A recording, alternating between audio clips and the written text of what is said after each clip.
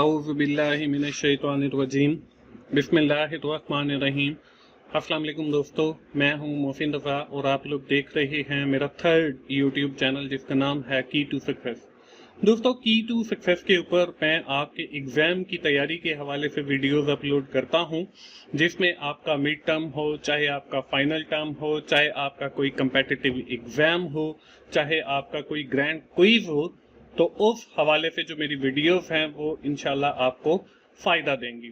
दोस्तों, बहुत सारे दोस्तों की जो है वो मुझे रिक्वेस्ट आ रही थी कि सर पाक स्टडी की जो है वो आपकी 50 MCQ वाली वीडियो नहीं है मिड टर्म की। तो उन सारी रिक्वेस्ट को मद्देनजर रखते हुए ये आज मैंने एक वीडियो रिकॉर्ड की है और इंशाल्लाह ये वीडियो आपको आपका मिड टर्म एग्जाम की तैयारी में काफी हेल्पफुल रहेगी। तो चलिए दोस्तों, हम अपनी वीडियो शुरू करते हैं और फर्स्ट क्वेश्चन आपको स्क्रीन के ऊपर नजर आ रहा है। दोस्तों, जैसा कि आपको पता है कि मेरी जो वीडियोस होती हैं उसमें मेरी कोशिश ये होती है कि मैं आप लोगों को कॉन्सेप्ट्स जो हैं वो सिखाऊं, ताकि आपके पेपर के अंदर जो मर्जी MCQs आ जाए आप उसको बड़ी आसानी के साथ जो है वो सॉल्व कर लें। दोस्तों, इस वीडियो को रिकॉर्ड करते हुए भी मेरी स्ट्रेटजी वही रहेगी और दोस्तों यहाँ पे आपको बॉटम के अंदर जो है वो चैप्टर नंबर भी नजर आ रहा है, क्योंकि हमारे मिड टर्म के अंदर 16 चैप्टर जो है वो इंक्लूड हैं और यहाँ पे चैप्टर 1 और 2 से हम लोग स्टार्ट ले रहे हैं और चैप्टर 16 तक जो है वो इंशाल्लाह हम इस वीडियो को 15 तक बल्कि 15 तक जो है वो हम इसको रिकॉर्ड करेंगे, क्योंकि हमारी जो होल बुक है उसके अंदर 30 चैप्टर हैं। तो हमारे मिड टर्म तक जो है वो 30 में से 15 चैप्टर आते हैं। तो 15 चैप्टर तक जितने भी पॉसिबल MCQs बन सकते थे मैंने कोशिश की है, उनको बनाया है। और ये MCQs तो आपके पेपर में नहीं आने वाले, लेकिन इस वीडियो को देखने के बाद आप इस काबिल हो जाएं कि आपके पेपर में जो भी MCQs आ जाए आप उसको आसानी के साथ सॉल्व कर सकें। दोस्तों, फर्स्ट क्वेश्चन आपको स्क्रीन के ऊपर नजर आ रहा है, जिसमें है in which year Hindu Urdu controversy was started. अब यहाँ पे लेफ्ट साइड के अंदर आपको जो है कुछ चीजें नजर आ रही हैं। इनको पढ़ाने का मकसद सिर्फ यही है कि आपको मैं कॉन्सेप्ट सिखा सकूं और तैयारी करवा सकूं।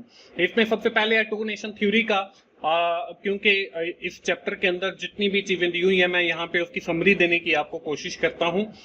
To nation theory was given by mister Ali Jinnah and Maulana Abdul Kalam Azad not favour this theory. कि जिना ने ये थ्योरी पेश की, मोहम्मद अली जिना ने, और मौलाना अब्दुल कलाम आजाद जो है उन्होंने इसकी फेवर नहीं की थी। It stated that Muslims and Hindu are two separate nations from their religion, social order and culture. उसके बाद है Hindu Urdu controversy. After 1857 Hindu controversy was major affect by the Hindu on Muslim. Hindu were biased against the Urdu as it was the Muslim language. They demanded Hindu as an official language, replacing the Urdu. There were demonstration against Urdu by the Hindu in Banaras in 1867. और उसके बाद कुछ principal दिए गए हैं इसको implement करने के। इसमें रूल ऑफ लॉ है, फेयर जस्टिस है, इक्वल अपॉर्चुनिटी है, कि ये मुसलमानों के जो है वो थे कुछ रूल्स या प्रिंसिपल के ये उन्हें प्रोवाइड किए जाएं। रिलीजियस फ्रीडम है, प्रोटेक्शन ऑफ राइट्स है और रिस्पेक्ट ह्यूमन बीइंग्स है। तो हिंदू उर्दू जो कंट्रोवर्सी है वो स्टार्ट हुई बनारस के अंदर इन 1867। तो सी जो ऑप्शन है ये हमारे इस सवाल का ठीक जवाब है। इसके बाद क्वेश्चन नंबर 2 है। इसमें देखें, अब वही जो है ये वाली जो आपकी राइट साइड है ये चेंज नहीं हुई, इसी में से जो पॉसिबल MCQs हैं वो लेफ्ट साइड में चेंज होते जाएंगे। Who given the nation of two nation theory, किसने जो है वो दी टू नेशन थ्योरी। इसमें कायदे आजम है, अल्लामा इकबाल है, हफीज जलंधरी है और चौधरी रहमत अली है। तो हमने पहले अभी थोड़ी देर पहले पढ़ा है कि कायदे आजम ने जो है वो टू नेशन थ्योरी दी और मौलाना अब्दुल आजाद कलाम ने जो है वो उस थ्योरी की फेवर में नहीं थे। तो ए ऑप्शन जो है इसका बिल्कुल ठीक जवाब है।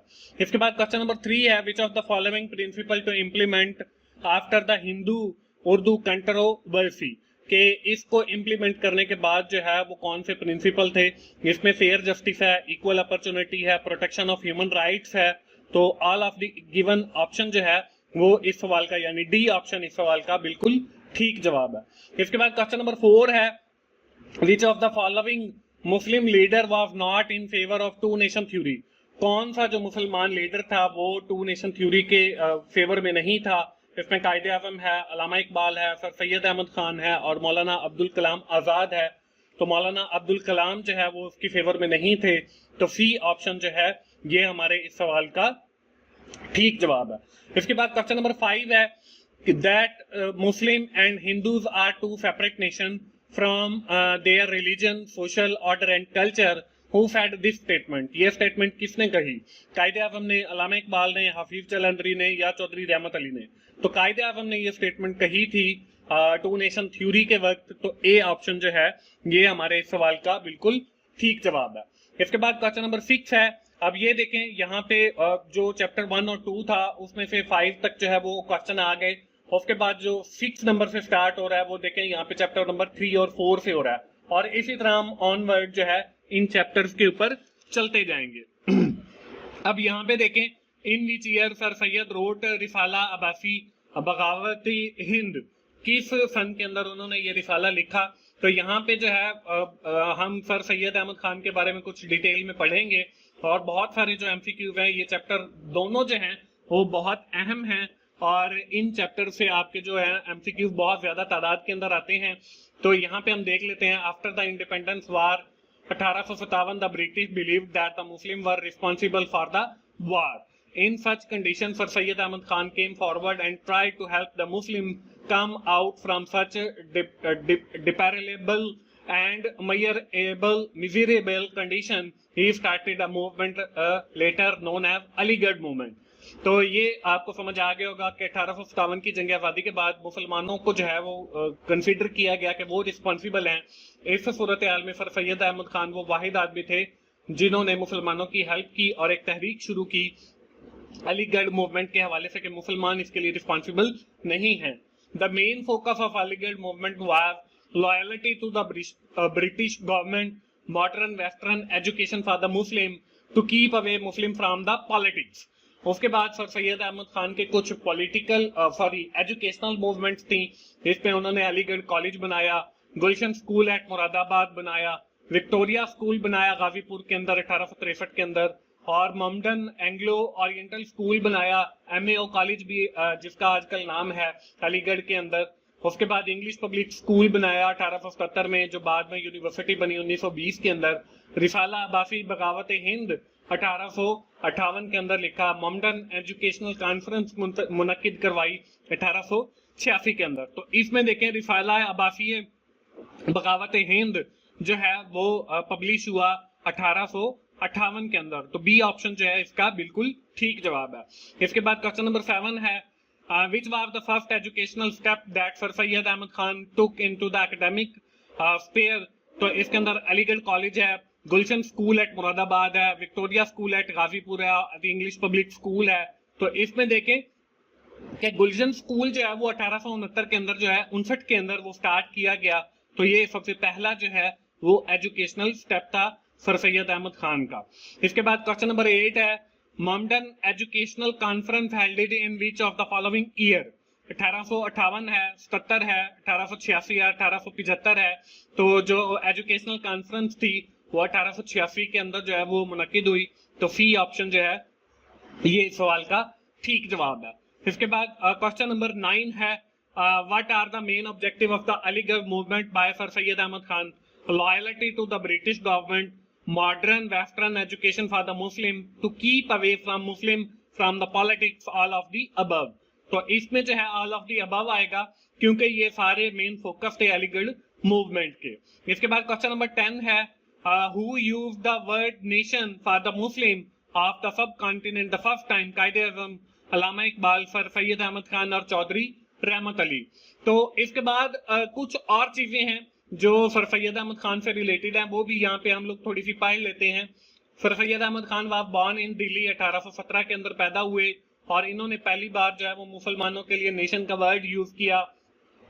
और 1888 के अंदर जो है he set up patriotic association to meet the propaganda of Congress. 1893 के अंदर जो है Sir Syed Ahmad Khan Mohammedan defence association बनाई, the main purpose to protect the rights of human beings as well as the Muslims in India. उसके बाद Muslims nationalism in India and widely credited as the father of the two nation theory. इसको father of two nation theory भी माना जाता है, which formed by the Bife of Pakistan, basis of the Pakistan movement. Sir Syed published Lyle Mohammedan in India Risala Asbe Bagawat-e-Hind that helped both nations to redress their grievances, के उनके दरमियान जो grievances हैं वो खत्म हो जाए. In which Sir Syed Ahmad Khan focused on social culture issues and the problem of the Indian Muslim.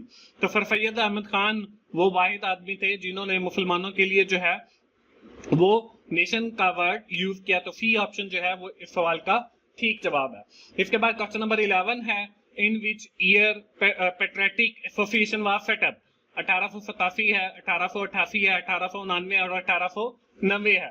तो ये एसोसिएशन जो है वो 1888 के अंदर बनी. तो बी ऑप्शन जो है वो इस सवाल का ठीक जवाब है.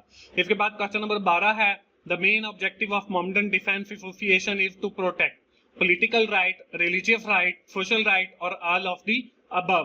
तो ये जो है हमारा ऑल ऑफ दी अबव आ जाएगा. इसके बाद क्वेश्चन नंबर 13 है, who is the father of two nation theory.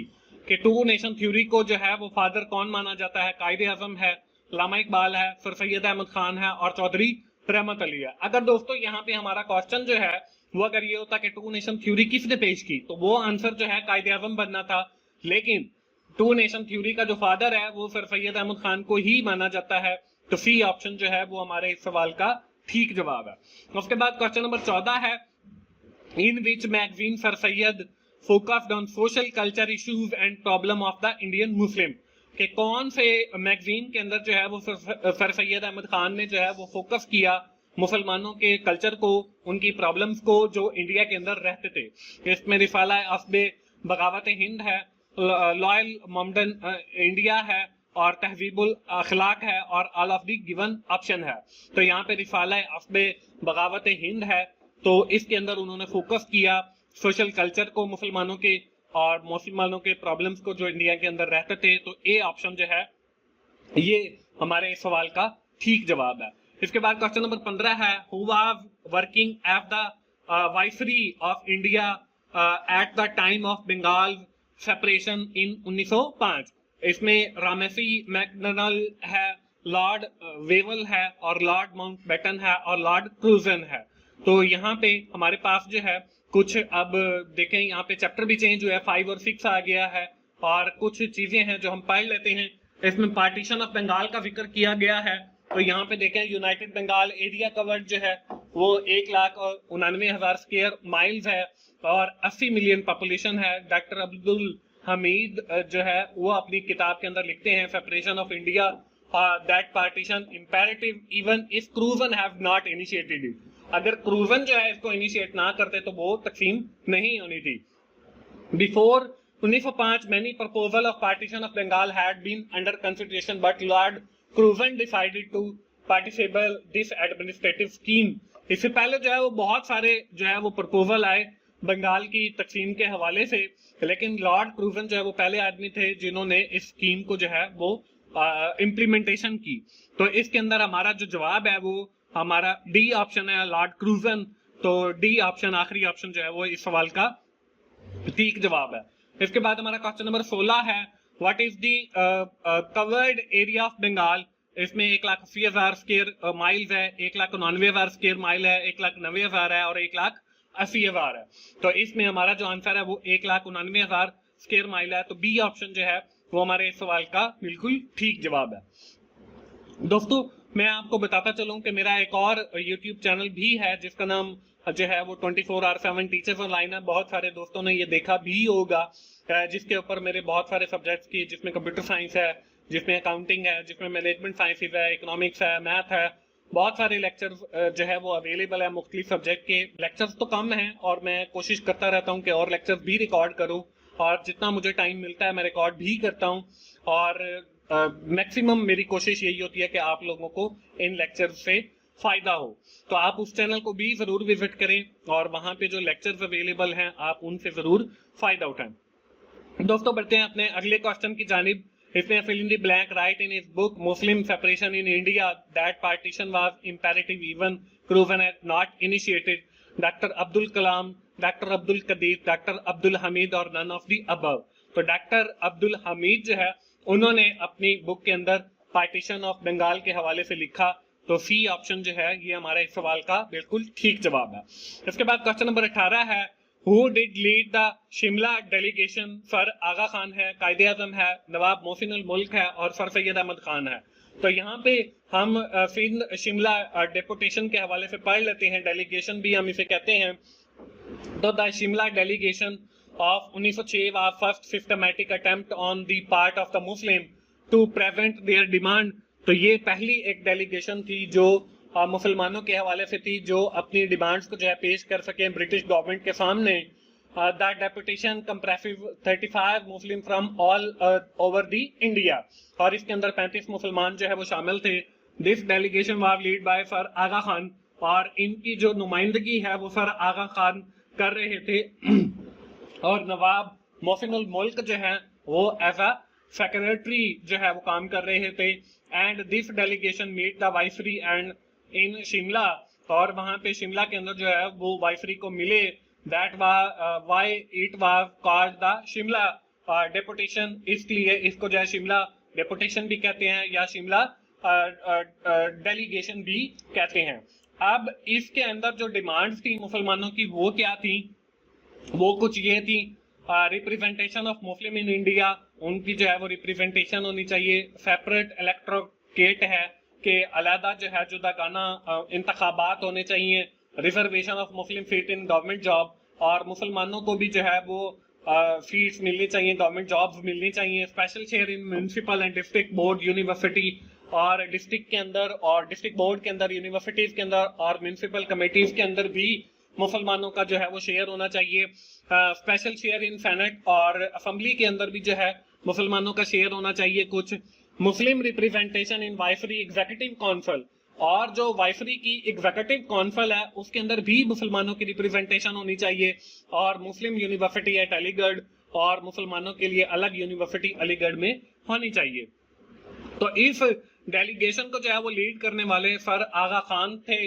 तो ए ऑप्शन जो है ये हमारे इस सवाल का बिल्कुल ठीक जवाब है। इसके बाद हमारा अगला क्वेश्चन है question number 19, which of the following is the main demand of Shimla deputation? कि इस डेलीगेशन की जो मेन डिमांड थी वो क्या थी?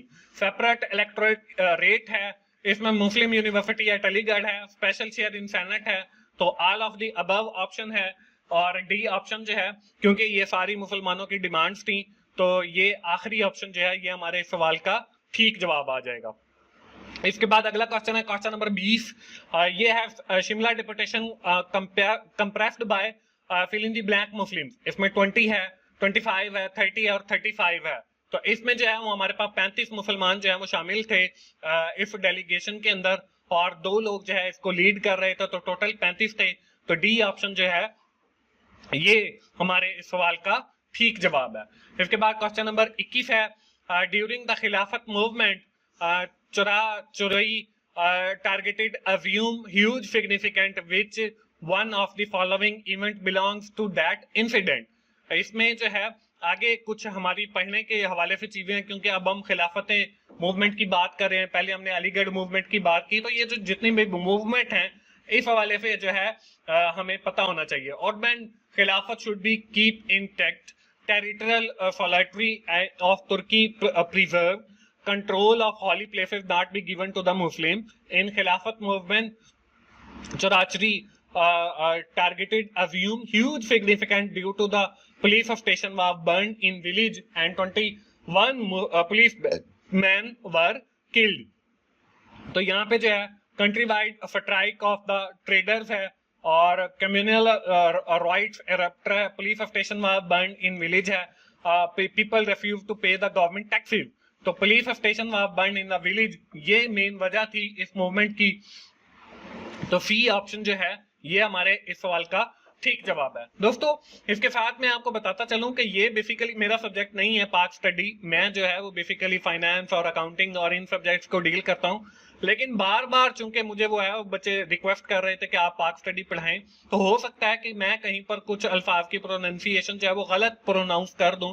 तो आपने इन सारी चीजों को इग्नोर करना है, बल्कि मेरी एफर्ट्स को देखना है कि मैंने आप लोगों के लिए एफर्ट किया है और आपके एग्जाम की तैयारी में आप लोगों की हेल्प आउट कर रहा हूँ। ना तो मैंने ये पाक स्टडी का सब्जेक्ट पढ़ा है और ना ही जो है कभी पढ़ाया है इसको, तो इसमें हो सकता है कि कहीं पर मैं कोई गलती कर जाऊं। इसके बाद क्वेश्चन नंबर 22 है, लेकिन जो है दोस्तों मैं इंशाल्लाह कोशिश मेरी यही है कि ये जो एमसीक्यूज हैं इनके जो आंसर हैं वो करेक्ट हों और इंशाल्लाह 100% जो है मैं इसके अंदर कामयाब हुआ हूँ। What are the main goal of Khilafat movement? इसमें Ottoman Khilafat should be keep intact, territorial solidarity of the Turkey be preserve, control of holy places, all of the above. तो यहाँ पे ऑल ऑफ द अबव जो है वो इस सवाल का बिल्कुल ठीक जवाब आ जाएगा। इसके बाद क्वेश्चन नंबर 23 है, to which document Quaid-e Azam remarked as it is parting the way? इसमें सिमन्स कमीशन है, कम्युनल अवार्ड है, लखनऊ पैक्ट है और नेहरू रिपोर्ट है। तो यहाँ पे नेहरू रिपोर्ट के हवाले से जिक्र किया जा रहा है और चैप्टर नंबर ये 7 और 8 देखें स्टार्ट हो गया। इसमें नो सेपरेट इलेक्टोरेट है, no 1/3 seat Muslim in Central Assembly, no reservation of seat in Muslim in Punjab and Bengal, seemed to be made as a province if it can bear its own expenses. Qaid-e-Azam tried to get amendment in the report in all parties conference in Calcutta, but did not succeed. This is the very movement when Jinnah remarked it partnering of way. He presented in 14 points as a Muslim leader कि जब कायदा-ए-आज़म बिल्कुल नाकाम हो गए तो as a leader उन्होंने मुसलमानों के लिए वो 14 नकात पेश किए। तो यहाँ पे जो है वो नेहरू रिपोर्ट जो है आखिरी ऑप्शन ये सवाल का ठीक जवाब आ जाएगा। इसके बाद क्वेश्चन नंबर 24 है, what are the main objective of Nehru report in 1928? No separate electorate, no 1/3 seats in the of our Muslim in Central Assembly, seemed to be made as a province if it can bear its own expenses, और all of the above। तो ये सारे objective थे, तो all of the above जो है वो हमारे पास इस सवाल का ठीक जवाब आ जाएगा। इसके बाद क्वेश्चन नंबर 25 है, when did Iqbal present his famous Allahabad address? 1928, 1929, 1930 और none of the above। तो यहाँ पे जो अल्लामा इकबाल का प्रेसिडेंटल एड्रेस था दिसंबर 1930 का, इसके अंदर कुछ अल्लामा इकबाल के हवाले से बातें हैं वो भी हम पढ़ लेते हैं। He reminded that the Muslim to follow the teaching of Holy Prophet peace be upon him partially as ideal leader, के हमें जो है वो आप सल्लल्लाहु अलैहि वसल्लम की जिंदगी को रोल मॉडल बनाते हुए उनकी जो तालीमात हैं उनको फॉलो करना चाहिए। He was awarded with many prominent social position. Title of sir was conferred 1922। इस 1922 के अंदर अल्लामा इकबाल को सर का खिताब मिला, मेंबर पंजाब लेजिस्लेटिव काउंसिल, और फिर वो पंजाब लेजिस्लेटिव काउंसिल के मेंबर रहे 1927 से 1930 तक। ही डिलीवर लेक्चर ऑन इस्लाम इन अलीगढ़, वो इस्लाम के ऊपर अलीगढ़ के अंदर जो है लेक्चर भी देते थे, हैदराबाद में, मद्रास में 1928 से 1929 के दरमियान। और कुछ और इंपॉर्टेंट बातें हैं, in difficult time Islam have fave the Muslim, मुश्किल हालात में इस्लाम जो है वो मुसलमानों के लिए फेव है। Faith, culture and historical tradition are more important than patriotism, के जो है ये हिस्टोरिकल और ट्रेडिशन और ये सारी चीजें जो है वो बहुत अहम है मुसलमानों के लिए। He further express these ideas in letter to Jinnah from May 1936 to November 1937। He talk of separate federation of Muslim province, के मुसलमानों के लिए जो है वो अलग फेडरेशन होनी चाहिए सूबों के अंदर। तो ये सारी बातें हैं। तो इलाहाबाद की जो एड्रेस है या जो खिताब है वो 1930 में हुआ, तो सी ऑप्शन जो है वो हमारे इस सवाल का ठीक जवाब है। इसके बाद क्वेश्चन नंबर 26 है, when did Iqbal present his famous Allahabad address? इसमें क्वेश्चन जो है वो थोड़ा सा डिफरेंट होना था कि हमारी जो इम्पोर्टेंस है उसमें क्या क्या बातें हैं ये आना था।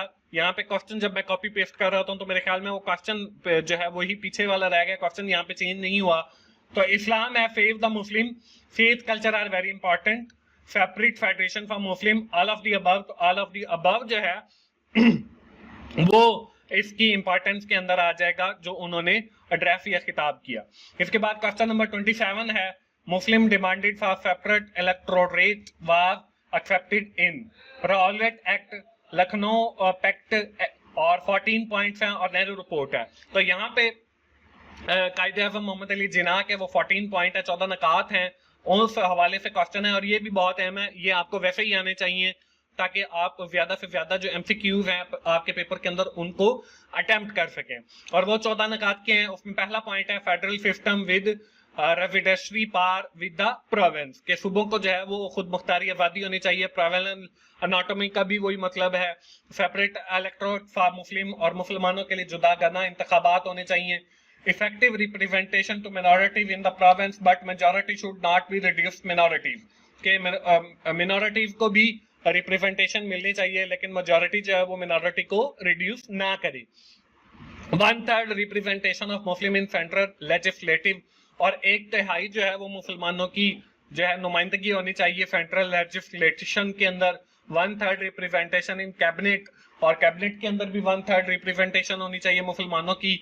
No changes in the boundaries of the Punjab and Bengal, और बंगाल और पंजाब की जो बाउंड्रीज हैं उनको चेंज ना किया जाए। रिलीजियस फ्रीडम टू ऑल, और हर बंदे को जो है मजहबी भी आजादी होनी चाहिए। No law will be pass this 3rd 4th elected member of, कि कोई भी कानून जो है उस वक्त तक पास ना हो जब तक 3rd 4th जो है उसकी हमायत में ना हो।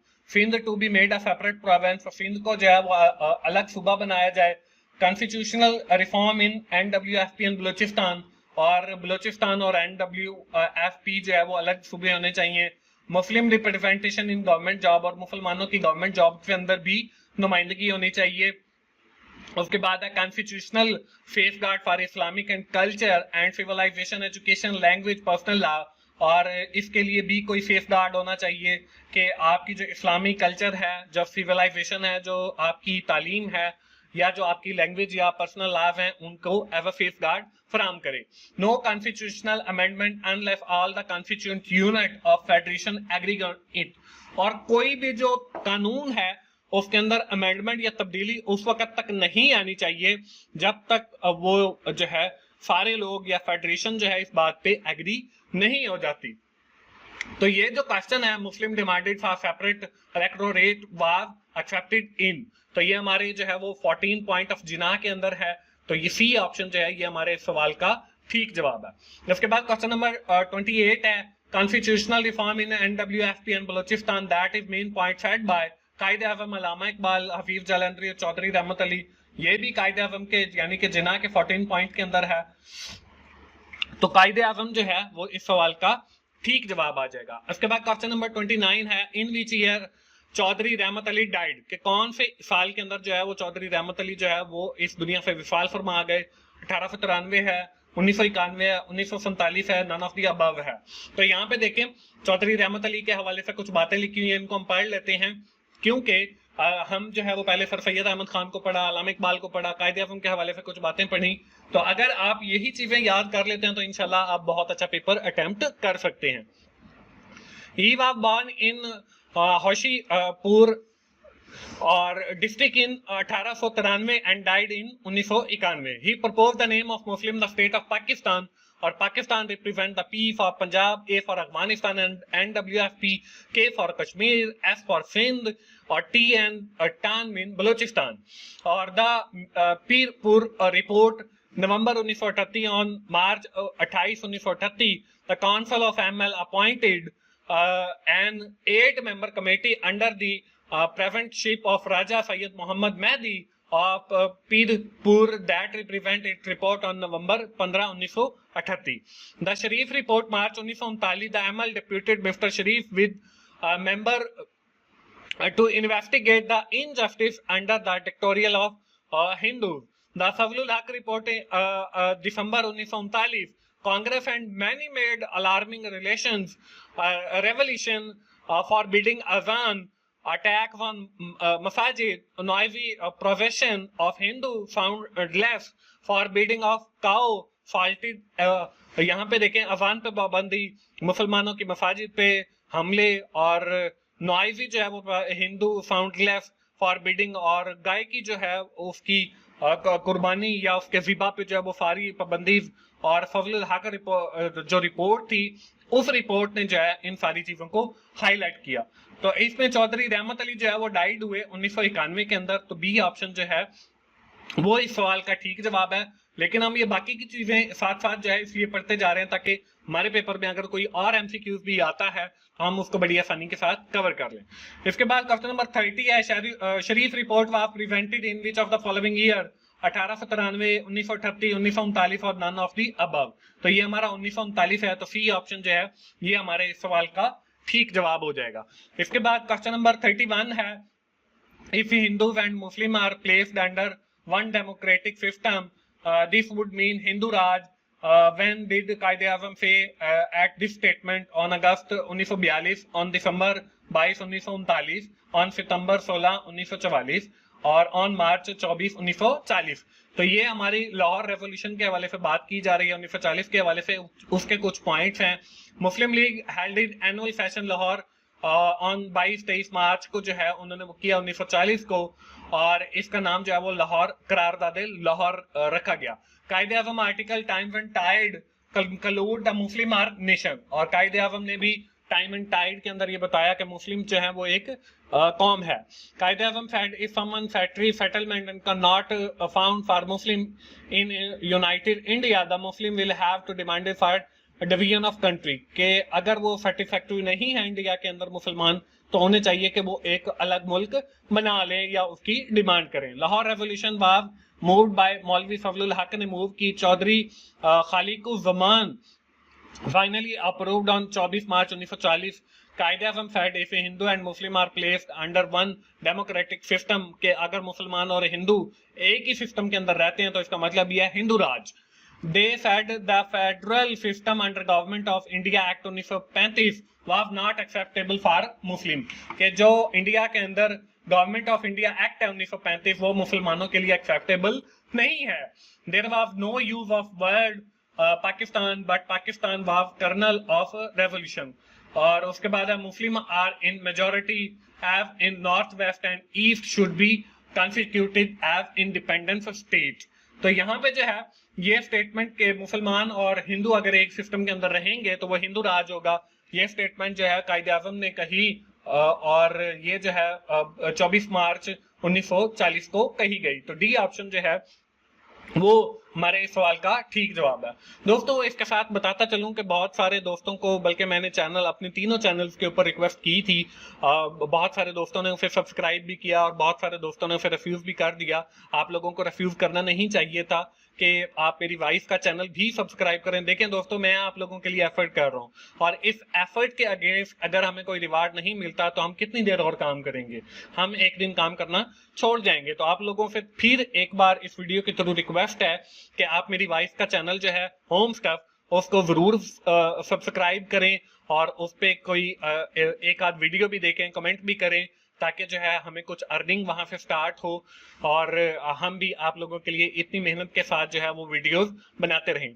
उस चैनल का जो यूआरएल है आपको इस वीडियो की डिस्क्रिप्शन में भी मिल जाएगा और यूट्यूब पे भी जाके आप सर्च कर सकते हैं, होम स्टफ के नाम से है वो यूट्यूब चैनल, और वहां पे बहुत अच्छी वीडियोस है मेरी बहनों के लिए और बेटियों के लिए जो कुकिंग से रिलेटेड हैं या जो कपड़े सिलाई करती हैं, कटिंग है, वहां पे टेलरिंग है और कुकिंग और बहुत सारा स्टफ है आर्टिफिशियल जो हैंडमेड है। इसके बाद हमारा अगला क्वेश्चन है, adjacent unit where Muslim are in majority as the northwest and east should not constitute an independent state where the constituent unit will be autonomous and foreign, which document if text to belong। तो Lahore revolution 1940 है, Delhi proposal 1927 है, 14 point of जिना 1929 है, अल्लामा Iqbal Allahabad address है 1930। तो पहला जो option है the Lahore revolution 1940, तो ये जो है इस सवाल का ठीक जवाब है। इसके बाद क्वेश्चन नंबर 33 है, Lahore revolution was moved by fill in the blank, कि कब जो है वो मूव हुई, किसने मूव की, और कायदे आज़म है, अल्लामा इकबाल है, मौलवी फजलुल हक है और चौधरी रहमत अली है। तो यहाँ पे मौलवी फजलुल हक ने जो है वो मूव की, तो सी ऑप्शन जो है वो हमारे सवाल का जवाब आ जाएगा। इसके बाद क्वेश्चन नंबर 34 है, if some satisfactory settlement can not be found, अगर कुछ सेटलमेंट नहीं होती मुस्लिम इन यूनाइटेड इंडिया, जो इंडिया के अंदर मुसलमान रहते हैं, the Muslim will have demanded for the division of country, तो मुसलमानों को चाहिए कि वो डिमांड करें कि मुल्क के जो है वो तकसीम किया जाए। हु सेड दिस स्टेटमेंट, ये स्टेटमेंट किसने कही? कायदे आज़म अल्लामा इकबाल, हफीज चलंदरी और चौधरी रहमत अली। तो ये स्टेटमेंट जो है वो कायदे आज़म मोहम्मद अली जिन्ना ने कही। तो ए ऑप्शन जो है वो हमारे इस सवाल का ठीक जवाब है। इसके बाद क्वेश्चन नंबर 35 है, for what purpose Gandhi Jinnah talk were held in September 1944 to accept and reject the proposal of Cripps Mission to settle the political dispute of Muslim language League and Congress, to solve the problem of minorities in India, to plan to the division of India in British Kuwait। तो यहाँ पे गांधी जो talk है 1944 उस वाले पे कुछ 2 points दिए गए हैं। M K Gandhi did not accept the Hindu and Muslim are two nations and emphasized the freedom of united India. Gandhi ने जो है वो इसको एक्सेप्ट नहीं किया था कि मुसलमान और जो हिंदू हैं वो 2 कौमें हैं और उनको मजहबी आजादी होनी चाहिए मुसलमानों को इंडिया के अंदर। Jinnah told him that the Muslim could never budge even single inch from their ideological and constitutional demand, कि मुसलमान जो है वो अपनी डिमांड से जो है 1 इंच भी जो है वो पीछे नहीं हटेंगे। तो लेकिन इनका जो असल प्रॉब्लम था वो to solve the problem of minorities in India, कि जो मिनॉरिटीज हैं या मेजॉरिटीज हैं उनको जो है इंडिया के अंदर जो है अलग हकूक दिए जाएं। तो सी ऑप्शन जो है ये हमारे इस सवाल का ठीक जवाब है।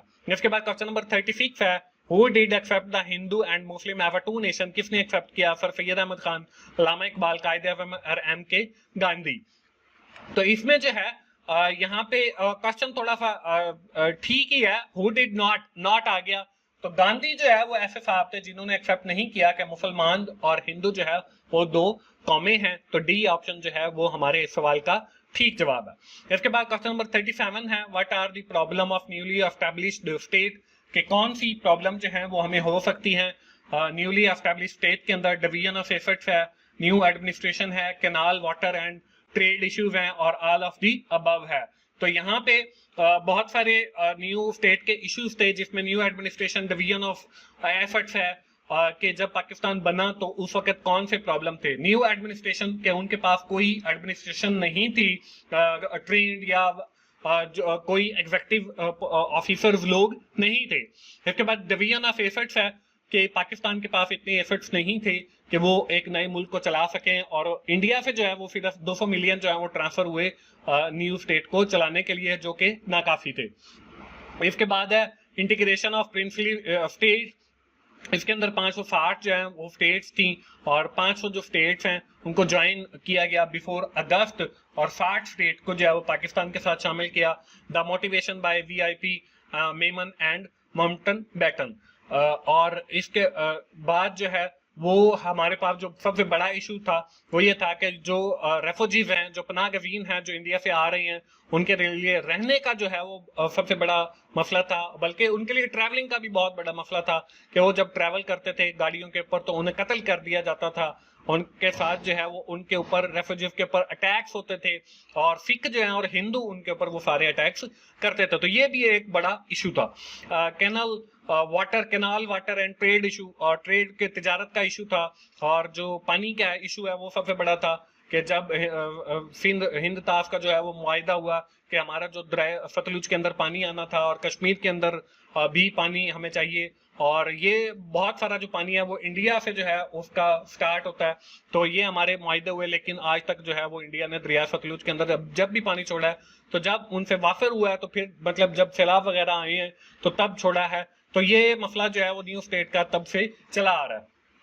तो ये सारे मसाइल जो है वो शुरू दिन से थे। तो ऑल ऑफ द अबव जो है ये हमारे सवाल का ठीक जवाब आ जाएगा। इसके बाद क्वेश्चन नंबर 38 है, how much amount were transfer to the run the newly established state, कि कितनी अमाउंट जो है वो ट्रांसफर की गई एक नई स्टेट को चलाने के लिए। 100 मिलियन है, 200 मिलियन है, 300 मिलियन है और नन ऑफ द अबव है। तो यहाँ पे 300 मिलियन जो है और 200 मिलियन ये हमारे सवाल का ठीक जवाब आ जाएगा, यानी बी ऑप्शन जो है वो इस सवाल का ठीक जवाब है। इसके बाद क्वेश्चन नंबर 39 है। दोस्तों यहां तक तो थे हमारे चैप्टर 15 तक क्वेश्चन, और मैंने कोशिश की है कि जितने भी पॉसिबल क्वेश्चन हैं वो आपको वहां से शेयर कर दिए हैं। लेकिन अगले ये जो 10 एमसीक्यूज हैं वो बिल्कुल छोटे छोटे हैं। वो चैप्टर्स का नाम तो मुझे नहीं मिला, लेकिन जो है वो मैं एमसीक्यू बार बार मैं देख रहा था, तो इसलिए यहाँ पे मैंने उनको शामिल किया। Who coined the name Pakistan were the Muslim state, किसने जो है वो कॉइंड किया पाकिस्तान का नेम? तो Chaudhry Rahmat Ali was coined the name for Pakistan for the Muslim, मुसलमानों के लिए कायदे आज़म है, अल्लामा इकबाल है, हाफिज जलंधरी है और चौधरी रहमत अली है। तो चौधरी रहमत अली ने जो है वो पाकिस्तान का नाम सजेस्ट किया। तो यहाँ पे अगला जो क्वेश्चन है 40, ये फिर वही है। Major river flow from Kashmir and some canal head located in New Delhi after East Pakistan, West Pakistan, India. तो बहुत सारा जो पानी है वो वहीं से आता है, इंडिया से। तो डी ऑप्शन जो है ये हमारे सवाल का ठीक जवाब है। इसके बाद क्वेश्चन नंबर 41 है, the British won over the Muslim rule due to their industrial development है, साइंटिफिक डेवलपमेंट है और मॉडर्न स्ट्रेटजी है और ऑल ऑफ द अबव है। तो यहाँ पे देखें, the British won over Muslim rulers due to the industrial and scientific development and modern war strategy.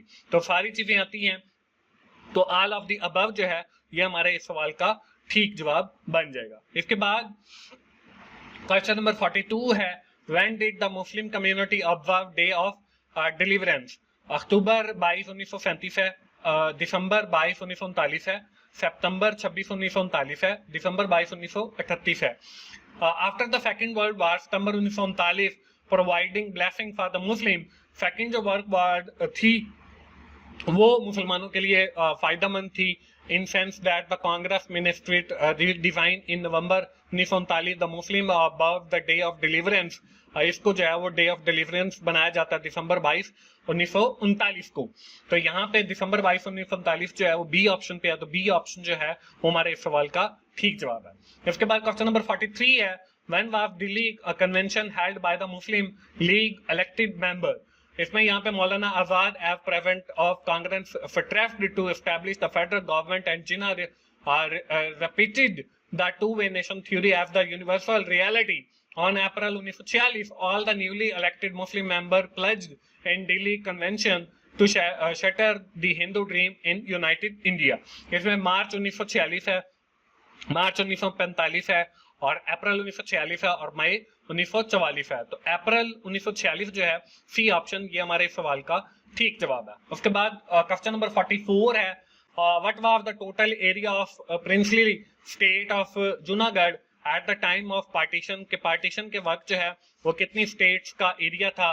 Total area of princely state जो Junagadh at the time of partition was 3337 miles. तो यहाँ पे 3337 mile, 3000 miles है, 380 miles है और 3866 miles है। तो पहला जो ऑप्शन है ए ऑप्शन ये हमारे इस सवाल का ठीक जवाब है। इसके बाद क्वेश्चन नंबर 45 है, north western area are Muslim majority area, we will not only keep these majorities but will turn them into the Muslim state. Muslims should get rid the Indianism is the better for the Muslim and Islam. Who said this statement?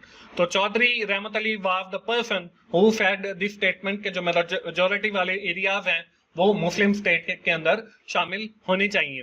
तो D option जो है वो हमारे इस सवाल का ठीक जवाब होगी। इसके बाद क्वेश्चन नंबर 46 है, in which year white paper on constitutional proposal was issued? के व्हाइट पेपर के ऊपर कॉन्स्टिट्यूशनल जो प्रपोजल था वो कब इशू हुआ? मार्च 1931 में, मार्च 1932 में, मार्च 1933 में, मार्च 1934 में। तो यहाँ पे मार्च 1933 जो है ये हमारे सवाल का ठीक जवाब आ जाएगा। इसके बाद क्वेश्चन नंबर 47 है, when did India and Pakistan sign Indus basin treaty? के कब ये जो है वो मुआहिदा तय हुआ इंडस बेसिन ट्रेटी का? सितंबर 1960, अक्टूबर 1960, नवंबर 1960, दिसंबर 1960। तो सितंबर 1960 के अंदर ये मुआहिदा तय हुआ पाकिस्तान और इंडिया के दरमियान, और ए ऑप्शन जो है ये हमारे सवाल का ठीक जवाब है। उसके बाद क्वेश्चन नंबर 48 है, how many large state were there in India on the world of the partition of India? 550 है, 560 है, 565 है और 555 है। तो ये हमारे पास जो है 560 जो है बी ऑप्शन ये सवाल का ठीक जवाब आ जाएगा। तो उसके बाद क्वेश्चन नंबर 49 है, who was the chief minister of Bengal during the rules of Congress ministry. इसमें सर सिकंदर हयात खान है, सर सादुल्ला है और खिजर हयात तिवाना है और ए फजलुल हक है। तो यहाँ पे खिजर हयात तिवाना जो है वो हमारे जो है वो चीफ मिनिस्टर थे बंगाल के। तो सी ऑप्शन जो है ये हमारे सवाल का ठीक जवाब है। इसके बाद दोस्तों हमारे पास आखिरी क्वेश्चन बच जाता है, when was the Indian independence act proclaimed. June 1947 के इंडियन इंडिपेंडेंस एक्ट जो है वो कब खत्म होता है? मई 1947, अगस्त 1947 और जुलाई 1947। तो जुलाई 1947 को जो है वो खत्म होता है और डी ऑप्शन जो है वो हमारा इसका ठीक जवाब है। दोस्तों इसके साथ ही हमारी वीडियो आज की यहीं पे खत्म होती है और आखिर में मैं यही कहूंगा कि अगर आपको मेरी वीडियोस पसंद आई हैं तो आप उन्हें लाइक कीजिए, अपने दोस्तों के साथ शेयर करें, कमेंट भी किया करें और मेरे जितने भी चैनल्स हैं, चाहे वो वर्चुअल स्टूडेंट सपोर्ट सर्विसेज हो, चाहे वो टीचर्स ऑनलाइन हो, चाहे वो की टू सक्सेस हो या मेरी वाइफ का होम स्टफ हो, तो आप उनको जरूर सब्सक्राइब करें और हमें सपोर्ट करते रहें ताकि हम इसी तरह आपके लिए मेहनत करके वीडियोस रिकॉर्ड करें। दोस्तों मिलते हैं अगली वीडियो के साथ, उस वक्त तक के लिए अल्लाह हाफिज।